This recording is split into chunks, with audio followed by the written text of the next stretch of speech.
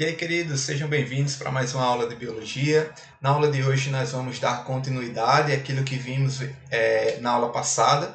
Começamos a falar sobre a respiração celular, o processo de glicólise, de ciclo de Krebs. Hoje vamos terminar falando da respiração celular e vamos conversar um pouco sobre o processo de fotossíntese, tá? Vamos compreender como é que se dá as etapas finais da respiração celular, como a cadeia transportadora de elétrons, e quando falarmos de fotossíntese, vamos identificar os pigmentos fotossintetizantes, examinar quais são as duas etapas da fotossíntese e também diferenciar a fotossíntese da quimiossíntese, beleza? Então acompanhe aqui comigo os slides. Veja bem, na aula passada nós já falamos, sobre todo esse processo de transformação da energia química vinda da glicose, quando a gente recebe ela da nossa alimentação, ela vai ser trazida para a célula pelos vasos sanguíneos, juntamente com o oxigênio. Quando a glicose entra no citoplasma da célula, ela vai passar por uma série de reações químicas que vai transformá-la até piruvato, e o piruvato será convertido em acetil-CoA, no qual entrará na mitocôndria e fará parte do ciclo de Krebs, certo? Lembrando que esse processo de transformação da glicose até piruvato vai produzir energia na forma de ATP e também vai liberar elétrons que vão ser transportados na forma de NADH. Todos esses elétrons vão ser transportados para a mitocôndria para serem utilizados na que chamamos da cadeia transportadora de elétrons, tá?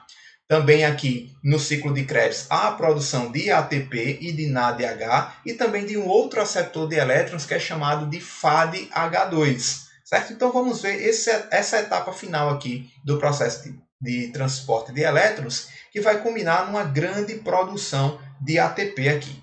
Então esta é a cadeia transportadora de elétrons. Preste bem atenção. Nós vemos que esta membrana aqui é a membrana interna da mitocôndria. Nós sabemos que a mitocôndria apresenta uma membrana mais externa e a interna possui várias dobras que a gente chama de crista mitocondrial. Dentro das cristas, nas cristas mitocondriais, melhor dizendo, nós temos essas proteínas aqui que vão ser responsáveis por transportar elétrons que serão trazidos pelo NAD e pelo FAD. Estarão na forma de NADH, com o hidrogênio sendo o elétron, e o FADH2 com dois elétrons lá, certo? Então, essas substâncias resultantes da glicólise e do ciclo de Krebs vão entregar os elétrons aqui nessa cadeia transportadora, nessas enzimas aqui inseridas na membrana interna da mitocôndria, e esse elétron será transportado até encontrar o oxigênio que a gente obtém na nossa respiração, o oxigênio atmosférico. Então, esse gás oxigênio será considerado o aceptor, ou seja, quem vai receber o elétron na forma final. Será o aceptor final de elétrons, formando assim uma molécula de água. Nós temos um elétron na forma de hidrogênio, mais o oxigênio, formando uma molécula de água, resultante do processo respiratório. Além disso, esse transporte de energia vai fazer com que os íons de hidrogênio sejam bombeados para o espaço entre as duas membranas, ou seja, no espaço intermembranar. Então, esses íons H+, estarão acumulados aqui nesse espaço entre as membranas, só que eles devem retornar para a matriz mitocondrial, para o meio da mitocôndria. Então, como é que isso vai acontecer? Os íons H+, eles não conseguem atravessar diretamente a membrana interna da mitocôndria. Eles só vão conseguir atravessar por meio dessa grande enzima aqui, que é chamada sintase do ATP. Ou seja, é uma enzima responsável por sintetizar, por fabricar o ATP.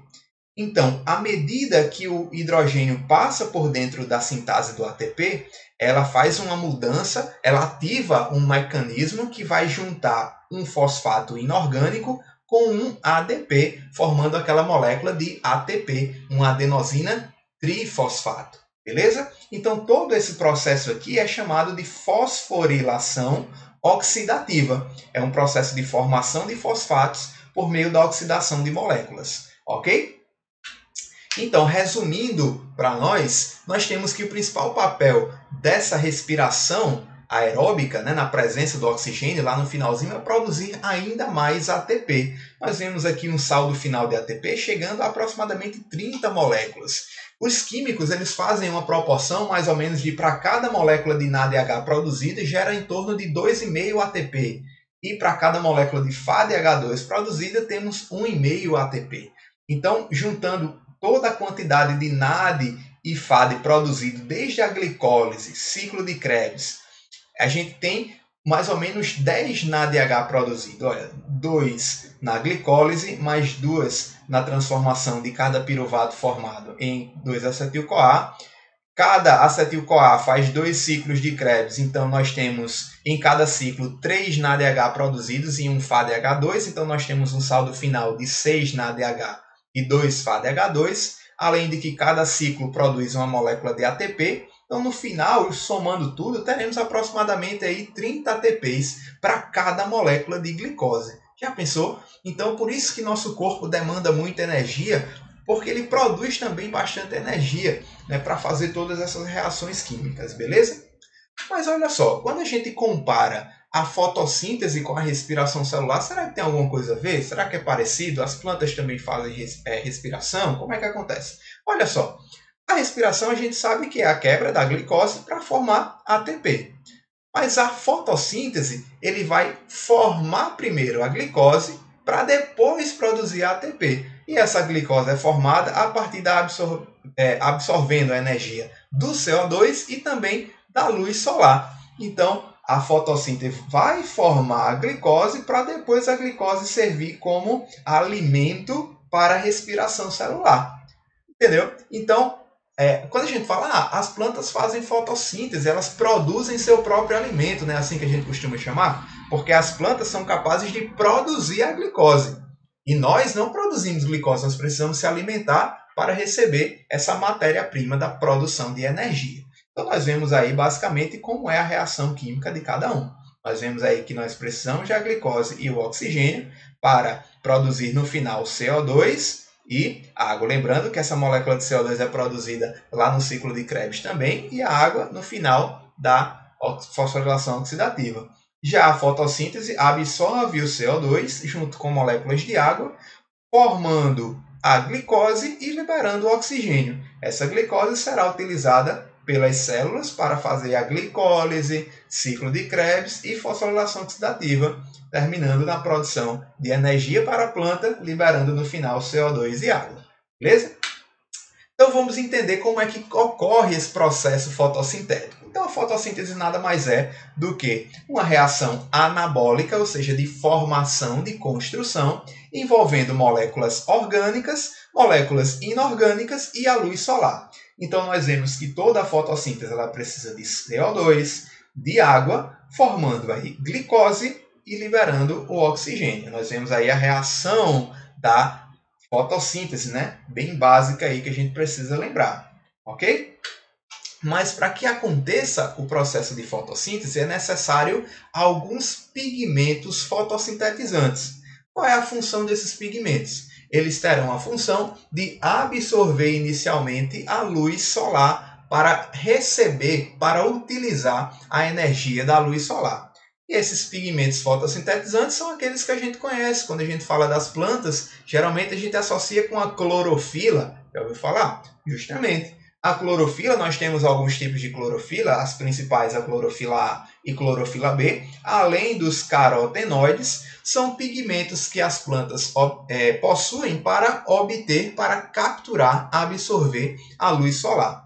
E se você parar para pensar, agora trazendo um pouquinho de conceito de física, a gente vê uma certa ótica das coisas, nós sabemos que tudo que a gente enxerga é porque está sendo refletida aquela onda da luz, né? Aquele espectro de onda de luz. Nós temos aí todo o espectro, né? Temos aqui a luz visível indo desde do violeta até o vermelho, tá? E quando a gente observa o gráfico de absorção e de reflexão da luz, as plantas obtêm esses pigmentos, né, que vão absorver basicamente nesse comprimento de onda aqui, né, de 500, mais ou menos 400, e também lá para 680, 700, Tá? E essa faixa aqui, que compreende do verde para o amarelo, a planta não vai absorver. Então ela vai o quê? Refletir esses raios luminosos. Se a planta está refletindo na região assim do verde,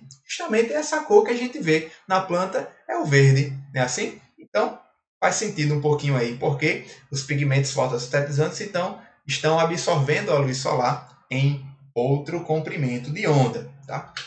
E como é que acontece esse processo? Veja bem, isso vai se dar a nível de uma organela celular que está presente nas células vegetais, que é o cloroplasto, certo? E a gente observando aqui toda a estrutura desde a folha, a gente sabe que a folha é um órgão vegetal que é formado por várias células e tal, e dentro dessa célula nós temos a organelazinha que é o cloroplasto.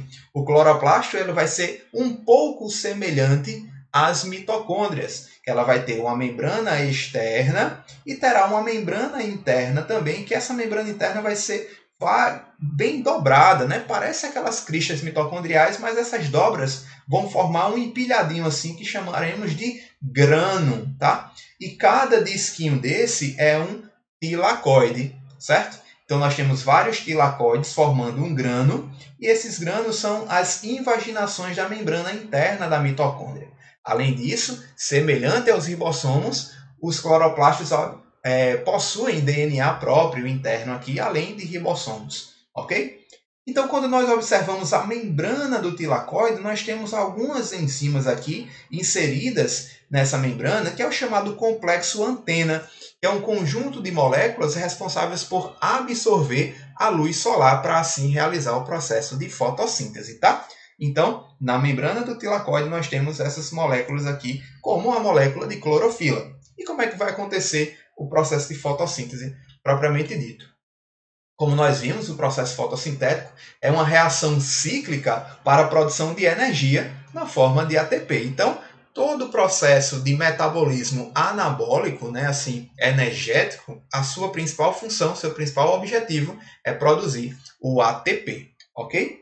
Então, quando nós falamos da fotossíntese, nós podemos dividi-las em duas etapas. E ambas as etapas vão acontecer na organela chamada de cloroplasto, beleza? Quais são essas fases? Nós temos a fase fotoquímica, ou também chamada de fase clara, e temos a fase química, também chamada de fase escura. Presta bem atenção para você entender bem direitinho isso aqui.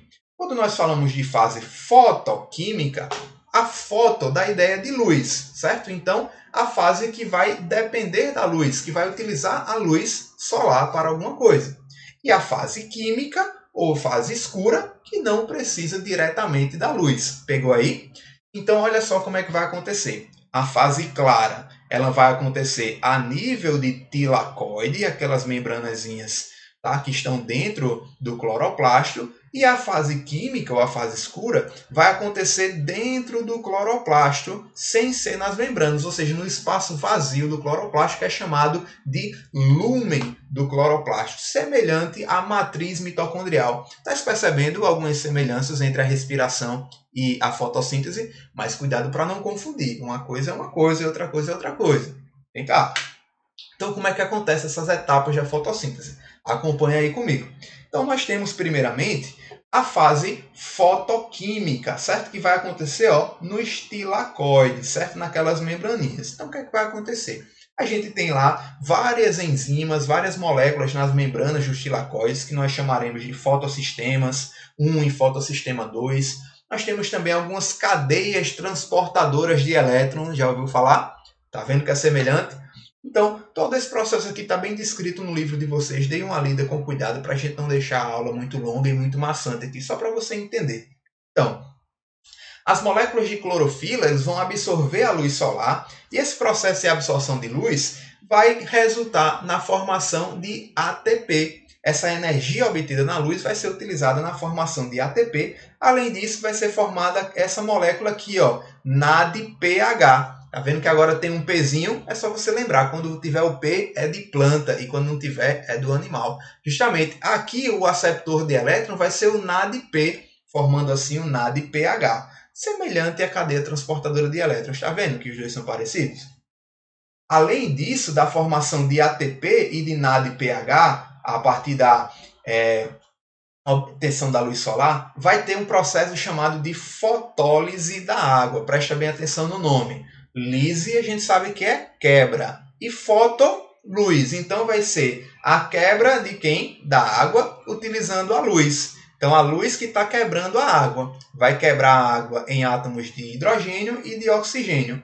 O oxigênio é aquilo que a planta libera no seu processo de transpiração e o hidrogênio resultante dessa quebra da molécula de água vai ser ligado ao NADP para formar NADPH. Então, todo esse processo aqui na fase clara ou fase fotoquímica, que terão várias reações chamadas de fotofosforilação, cíclica e acíclica, vai resultar na formação de ATP e NADPH. Essas duas moléculas serão utilizadas em um outro ciclo aqui que vai acontecer no lúmen, na matriz do cloroplasto. Esse ciclo é o que nós chamamos de ciclo de Calvin, ou ciclo de Calvin-Benson, ou ciclo das pentoses. Esse ciclo, cuidado para não confundir com ele com o ciclo de Krebs que acontece lá na respiração. É outra coisa, certo? Mas olha só como é que acontece o ciclo de Calvin.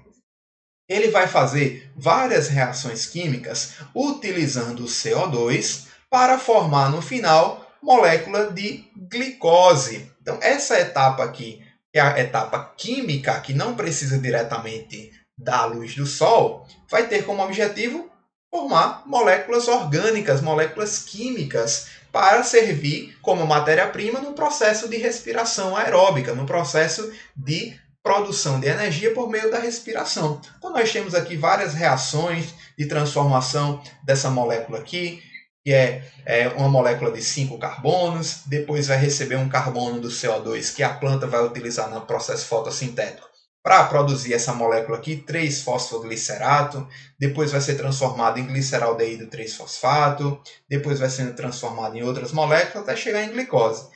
Essas moléculas aqui vão entrar na glicólise, na quebra da glicose, para aí continuar até ciclo de Krebs e fosforilação oxidativa agora na mitocôndria das plantas, beleza? Então temos aqui esses dois processos fotossintéticos, que é tanto um dependente de luz e outro que não depende diretamente da luz. Mas veja, a fase química ou a fase escura vai depender indiretamente da fase clara. Por quê? Para acontecer esse ciclo aqui das pentoses, ciclo de Calvin-Benson, precisa dessas duas moléculas aqui, ó, ATP e NADPH.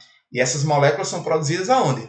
Na fase clara, na fase fotoquímica. Então, para que aconteça essa fase, tem que acontecer isso daqui. Show de bola? Vamos em frente.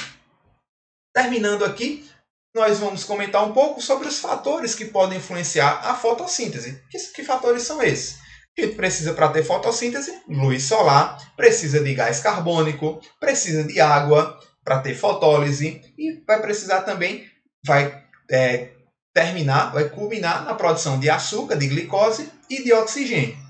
E quando não tem esses fatores, a planta à noite vai fazer o quê? Respiração, certo? Então à noite a planta não vai fazer diretamente fotossíntese, o ciclo claro, a fase clara ou a fase fotoquímica. À noite ela está apenas utilizando o produto da fase clara, o NADPH e o ATP, produzindo glicose e usando essa glicose no processo de respiração e de produção de ATP.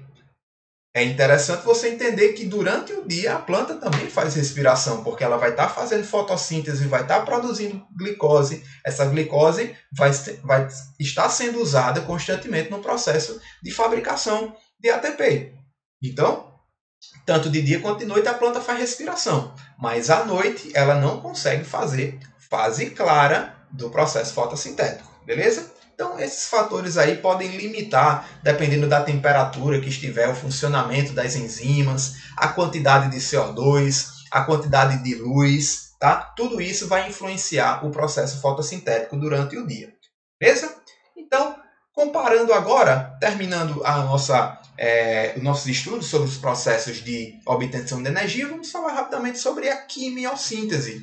Nós vimos que os seres aeróbicos utilizam a glicose para produzir energia, e ATP. Nós vimos que as plantas utilizam a energia da luz para produzir seus ATPs. Os organismos que são quimiosintetizantes, eles vão utilizar energia de reações inorgânicas. Tá? Então, esse processo utiliza a energia da oxidação de substâncias inorgânicas para a produção de compostos orgânicos e, assim, esses compostos orgânicos servirem como base, matéria-prima, para o processo respiratório. Então, por exemplo, algumas substâncias orgânicas elas são transformadas, né, e durante esse processo de oxidação, elas liberam energia.